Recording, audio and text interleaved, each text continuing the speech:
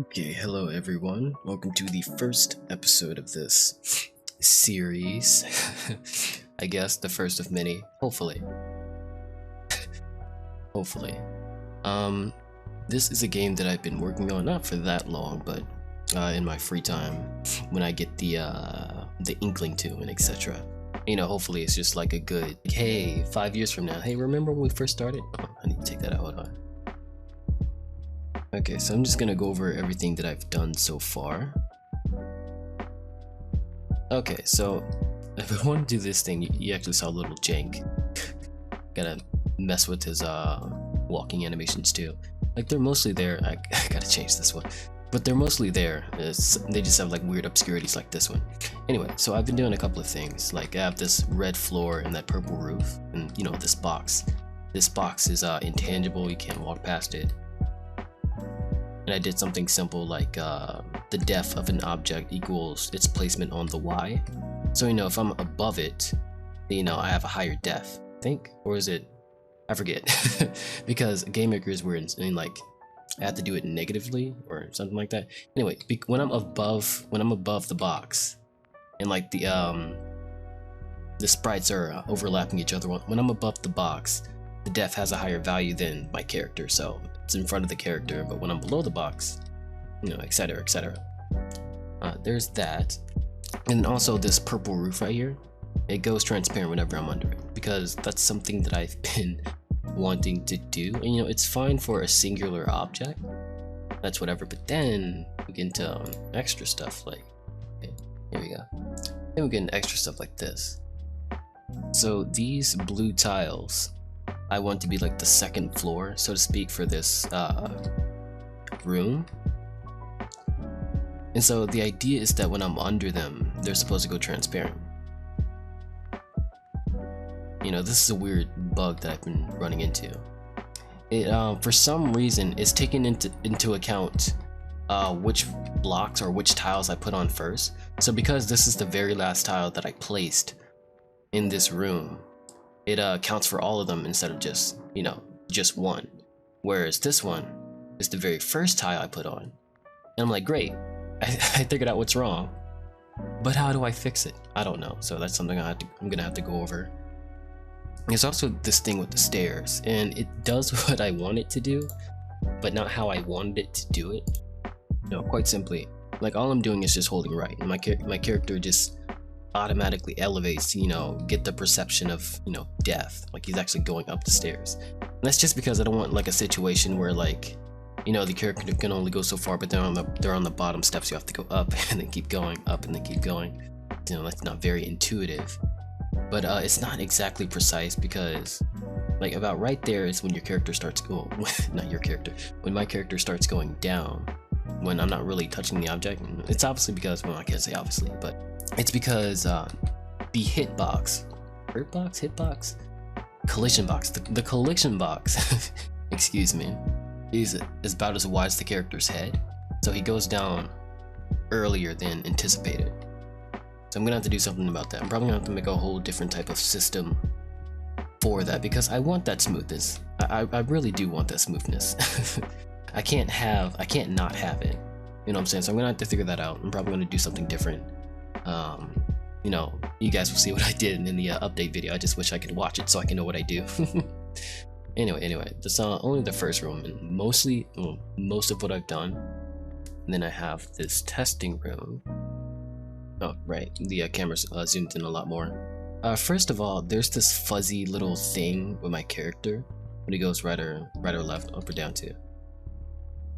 See, I don't know, but I think it has something to do with the viewport or something, like because like it's jittering because it's trying to see. I actually don't know how to explain it, so I'm not going to. But anyway, I wanted this to be a testing room. So like if I have an idea, I want to test out a mechanic that I want to create or etc. You know, I come here or I put it in here. I see it in like a safe environment, quote unquote, and then like I implement it in the rest of the game, like the dev room, the debug room, so to speak, right?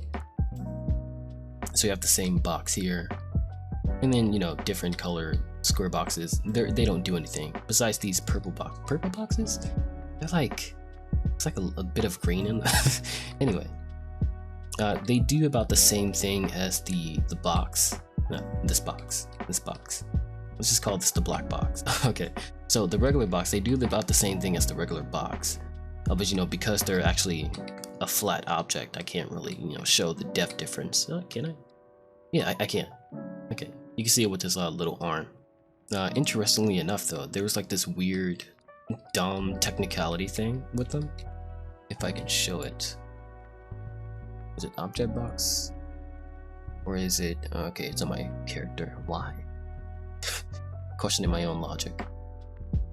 Alright, I made scripts for it. I haven't worked on this in a minute, so I have to refresh myself. And I have to rework the scripts too. Those are sprites. I have to rework the scripts too, because I thought in the scripts you have to create a function, but creating a function just makes a script, and the script itself is a function, so this is very redundant. So I did this for the box in the black box, to where, let me see if I can translate. Whenever the character is like, let's just say 2.5 meters, it's not actually meters, but let's say the character is 2.5 meters above the box, they'll just make it stay there, and it's going down. Oddly enough, I had to do the exact opposite for the other box for some reason, because, let me show it. Because if I do it the opposite way, so it works for the regular box, you know, everything but down works for this. But if I am above the box and I go down, my character speed doubles. Oh crap. Oh no, now I'm really stuck. Because, you know, instead of 2.5 meters that it's going up, it's going 5 in total, because it's both of the 2.5s. Or my character speed is 2.5, and then, you know, I have to match the speed to make it stop completely. But I have to do it backwards for some reason. For some ungodly reason. Okay, that's about everything for this whatchamacallit. But the goals for this, but I want to create a dialogue prompt that will stop movement and dialogue prompts that won't. Like, you know, I interact with an object, a dialogue pops up, and it tells the character like, hey, etc, etc. And then just have a difference where the character doesn't move during that dialogue text, and then places where, you know, they can. Like, you know, you're talking to an NPC, you can't move or you're talking to an NPC. But then other stuff like, hey, you picked up an item, this is what this item does, but you can still move around because they're probably being chased or something, etc, etc. That's the first part. Now if we close out, just gonna zoom in. Does that pop up in OBS? It does. Okay, great. It's stuttering a little bit. Okay, it's good now. But this is essentially, oh right, I forgot I had that little sound effect. But this is essentially how the battle room, quote unquote, works. And like it looks nice, so to speak. Like, it's functional, right? Like, that's what I want to be, functional. So I can like tweak the color palette and stuff later. I just need to know like what I'm going to do with it first, right? That said, the more I think about it, it's very cluttered. And I was thinking, like, you know, it's fine for one enemy, but there's just too much stuff, because I want there to be a maximum of 3 enemies at any given point. Like, you know, you can fight one enemy, sometimes you might fight 2, and then on rare occasions you might fight 3. And I want it to be visible for all of those instances, not just one. And I don't have to, like, I shouldn't have to make multiple battle rooms, so to speak, or multiple layouts for those different circumstances. So I figured something that I could do, because it's either I have to rework this, and I do like the whole feel of it.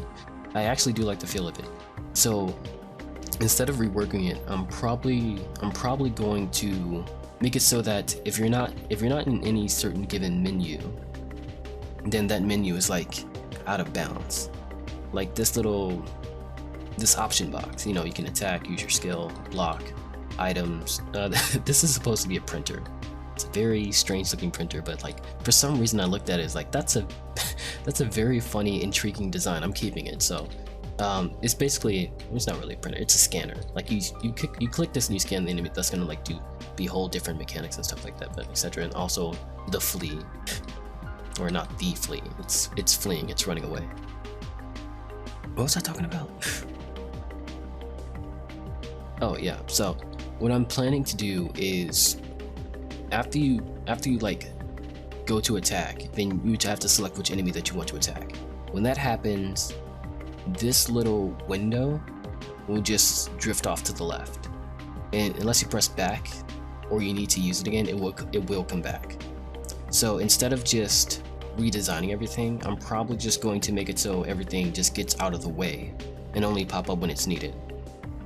Cause like I can't really go down, but you guys can, yeah, you can see my mouse. So this little box right here, I wanted to show the dialogue, or I wanted to explain which option that you're choosing. Like, oh, attack, click this option to attack the enemy. Oh, this is blocking, you need focus to use blocking, etc, etc. Then this right here, it shows you like it's the status, like, oh, the bat attacked you for 7 damage, oh, you attacked the rat for 8 damage, etc, etc. And because this isn't finished, I don't really care to explain what this is, but it will make sense eventually. But yeah, I want to have it so, oh yeah, this is the HUD? No, this whole thing is a HUD. What's this called? Status bar? I forgot. But this is obviously your HP. This is stamina, and you know, I already said it before, but this is focus. But then I want this to be something different, and this is the ATB gauge. It probably isn't that intuitive just because of how far to the right it is. You know, like you're over here, and then all of a sudden you need to look all the way over here to see like the turn order of, you know, that particular round or whatever. So I don't know, but yeah, same thing with the status bar. Same thing with your status.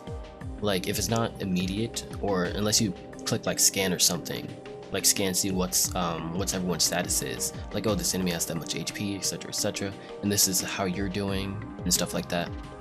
Oh, and then I also made these little bars where you can go up and down. Because this is the quote-unquote home menu, there won't be no option to go up or down. But then like once you click on something, you know, it won't just have like 6 options. Well, I think what I'm gonna do is like whereas it's like 6 options here, but when you go into something, it's going to be 3 instead. And then, you know, you can go down or up to select which ones of that particular list that you want to use. What else? Oh, the background. I like the background. I need to, you know, tweak it so it won't be so pixelated. And I say this very randomly, but often enough to where maybe some of you may know, but I don't like using pitch black. I hate complete white. I don't like pitch black like that much, or I don't like to use it because it's very disorienting in like some weird way. Like this is pitch black, if you can like notice the difference between the two. This is just more like carbon black, this is pitch black. And when you do that, it's kind of blinding in this weird way. Like some of the blues may like pop a little bit more. That's why I use a dull yellow. You know, even duller blue, or more, it's more faded than dull, and that's besides the point. And so I do like the ethereal little thing that's going on when you look at the stars flowing by, because it has this weird trail. Maybe that's only when I zoom out, because I don't know if you get, it's not like intended. It's just a visual effect that happens when, you know, your eyes do it. And I don't mind that too much, but at the same time, like, do I really want that? I should probably make an outline for all the enemies so you can, you know, they pop out a little bit more, they're easier to see. And there's no necessity to do that, because it doesn't matter. Like, you just pick your enemy and, you know, that's whatever. But at the same time, like when I work on the art, I kind of want people to appreciate it. You know what I mean? Oh yeah, looking at this enemy, I kind of noticed something too. I need to go back. Okay, I should be in the test room where the camera is, you know, zoomed in. Okay. So I was watching this guy. Why is that so weird? Hold on. Okay, I get it. You go right here so you can like see the whole palette. Okay, so what tripped me off is that I couldn't see the outline for the character's hands, and that's just because the outline, or they were the same color, the outline in the background in the other room, so I'm coming here. But yeah, I was watching Ian B, you know, doing some dev work, you know, just appreciating the dev work and stuff, like chilling in the stream. And then I noticed something very peculiar about his outlines. They weren't pitch black, and like, oh my gosh. Oh my gosh, that's so smart. Because the problem with using pitch black is like that specific reason is why this character's hair. This character's like a good representation of me. This is my hairline anyway. The reason that this character's hair is, you know, more carbon black, a little bit dusty compared to, you know, just actually pitch black, is because of the outline. Like, I wanted to differentiate from the actual outline because it's easier to see. You know, I want the outline to be prominent too, so I don't just want to take it out either, because, you know, it's part of the actual design of the character. And then what's funny about that, or what's funny about what he did, is he simply just made it like a different shade of black. Like, instead of pitch black, you know, it's really dark with some purple in it. And, you know, I could do that, like, not purple in particular, but maybe like some characters I would use, like they would be color coded, so to speak. Like, if I feel like their personality is a bit more red, then, you know, yeah, I'll make their outline like very dark red or something like that. And I probably will take out like pitch black for the outline, but who knows, that's another thing. And I need to make a whole character creation thing. That's gonna be a very long while from now. Anyway, back to this. So I need to work on the lookability of this thing. Alright, that little thing right there. I need to change that too. Well, actually, no, I need to like make it so all of them do that. Well, I don't have to do that now. I shouldn't do that now. I need to work on other stuff. But yeah, there's two words that I personally didn't create or coin. I don't know about lookability, but viewability.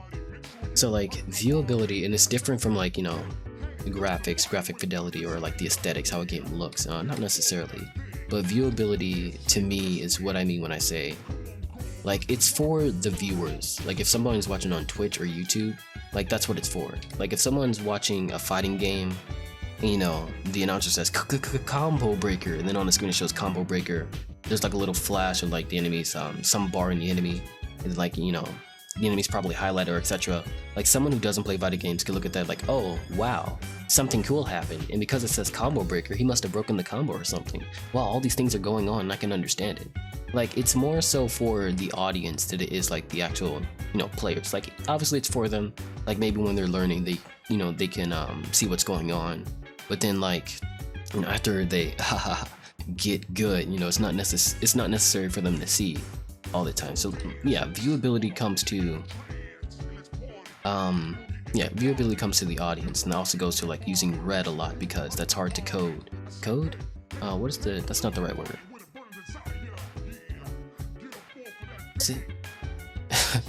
Basically, red is hard for Twitch and YouTube to like break down in their videos, so it's hard for them to understand. So if you use red, it's probably gonna look very choppy in a video. Like in the game, this probably looks great. Like it's probably phenomenal. Like, oh my gosh, I can't believe like you guys decided to use red. It's amazing. But like in like a YouTube video, it's hard to look at.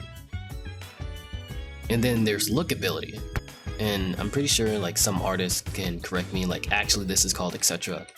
But it's essentially like how the colors aren't exactly, you know, close. Like this blue, it's, even though the dark gray with the blue, it looks good on paper, like when you think about it, but for some reason the blue is popping out a bit more than the gray. So it makes this weird, I don't know, it throws you off a little bit. Like I can show this, yeah, when you're on something it turns from blue to green, and like the green, I like the blue on the gray more, but the green is easier to look at because I don't know how to explain it, but like the colors are close together, so to speak. Anyway, that's about everything I think I want to talk about. Oh gosh, my computer flashed because I was full screen, I forgot. Yeah, I think that's about everything. Okay, so now I'll just tell you guys what I intend this game to be. So, the overworld, you know, the exploration of the character, the game itself outside of combat, I want to be, this is from my notes, a classical, top-down, Resident Evil-esque adventure thriller, or something like that. And it's going to be heavily inspired on exploration based on Resident Evil 1 and 2, so to speak. Maybe not 1-to-1, but you know, that's the roadmap I have in my head. And then it's also going to take inspiration from Majora's Mask 2 with a time or schedule type system where characters can be at certain places at different times. And there's no reason to go over the story yet, but it is part of the story. And the combat, if you don't understand what's going on, and I guess that's great because it means what I'm doing is sort of kind of unique, and I hope it is. Probably isn't. Probably some game out there. They probably deserve Game of the Year, like made by some Johnson White. Some honest indie dude that spent his whole life trying to make this amazing game, and he did, but it didn't get recognized. Anyway, the combat is a real-time turn-based RPG, and that's what I would tell people on paper. But the way I explain it in my head, how I wanted to create it, it's basically the gamified version of how my brain breaks down the combat in the earlier Souls titles. Earlier Souls titles because, oh my gosh, Dark Souls 3 and Elden Ring, like why? Anyway. It is essentially how I break down information when I'm playing Dark Souls 1 and Dark Souls 2, because I don't necessarily play it in the moment, so to speak. Like the games come off more as RPG more than action in the action RPG genre, whereas 3 in Elden Ring is more action than RPG, but you know, that's here nor there. So yeah, hopefully the next update, well, it doesn't have to be the next update, but hopefully the next update is at least adequate for how far I add more into this project. And okay, yeah, so I'm hoping, I'm gonna upload this video, but I'm hoping to do enough to where I can stream this on Twitch, and you know, we have something to do on like specific days, and like I have some type of consistency with this personal project that I'm doing. You know, I'll eventually move those streams over to YouTube when I get the chance, and then I'm probably just gonna be lazy and not record them also. Like I'll just stream them and then like rip that recording from Twitch and then put it on YouTube because like I'm running out of space. That's a joke I've been saying for a minute, but it's not a joke. Anyway, yeah, I won't, when I eventually do that, I won't like just litter the channel with it. Like if I get lazy and then I have like 5 whole 4-hour streams of this, I won't just like upload all those streams in one day. Like I'll probably do it like weekly or something like that, because I know how that feels. I know how that feels when someone just dumps their whole backlog on YouTube. You still love them, but why? Why do this to me? Like it's gonna be fine by tomorrow, but still. But anyway, that is about everything so far. Like I'm pretty sure I'm gonna spoil the title of the game or something close to it. I'm gonna upload the name of the video or the playlist or something like that. So for now, until I officially say the name of the game, we're just gonna refer to this as Project NULL. Alright? Project NULL. Yeah, I think that has a nice ring to it. So I'll see you guys in the next one, and as usual, peace.